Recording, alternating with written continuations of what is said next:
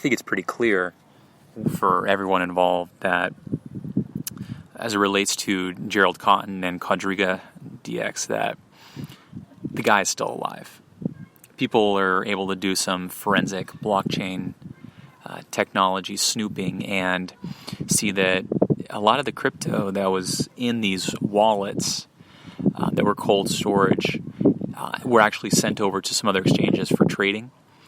And even while the money was on the exchange, people on Reddit were able to see that some of the funds were used to make some artificial activity on the exchange that would excite investors and do essentially what a lot of the Chinese exchanges are doing in like saying, here we have more liquidity in exchange and activity than Binance.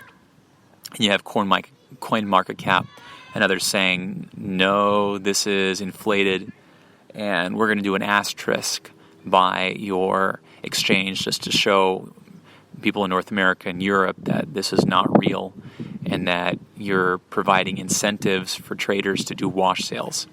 So in this case, you have a guy who apparently had Crohn's and was septic within 24 hours of arriving in India and dying.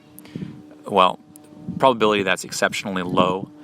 That he really didn't take too many steps to make it look credible. And the fact that a lot of people surmise that the hospital was paid off in India and that the doctors that are in this are colluding is very probable, given the fact that he had substantial means to do this. And so, I mean, all science and a thinking man would come to the conclusion that he's still out there, and there's activity that's going on from these cold storage wallets after he's apparently dead.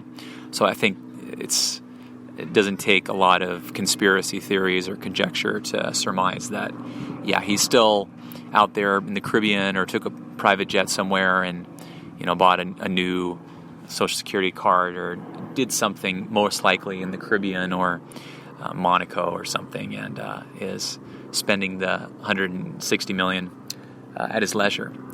So it just goes to show that although it's extremely convenient to hold your crypto on an exchange, you never know when it's going to go down. I mean, we saw earlier this year that Binance, the number one most legitimate exchange, even they go down. And yeah, your deposits were available. You may have to take a haircut if it does go down, but there are times that it'll go down completely, like Cryptopia. And a lot of us that were in this space were very happy with Cryptopia and the solutions that it was offering for coins that had very low coverage on any credible exchange. And here was a New Zealand exchange that had a really nice user interface and got the coins out quickly and good working hot wallets and everything. And then it goes down and then it just can't recover, and then it has to file for bankruptcy. So all the coins that are in there are not coming back in any way, shape, or form. So it's a shame to see in this situation. But people that really do trading, you want to keep a less than $1,000 on there, and you want to just get it on and off as much as you can. The fees do add up, especially if you're taking it off in the form of Bitcoin. But they have sites that'll look at and compare the fees for getting off of an exchange. If you look and you pay a few Doge as opposed to 0.1000 Bitcoin, a few Doge is nothing, but even a small percentage of a Bitcoin adds up to a few bucks. So, and if you're doing it over and over again to make sure that your coins are safe, then it's going to add up and compound very quickly, especially if you're doing trading for mining rig rentals or nice hash or something. It eats into your ROI quite a bit.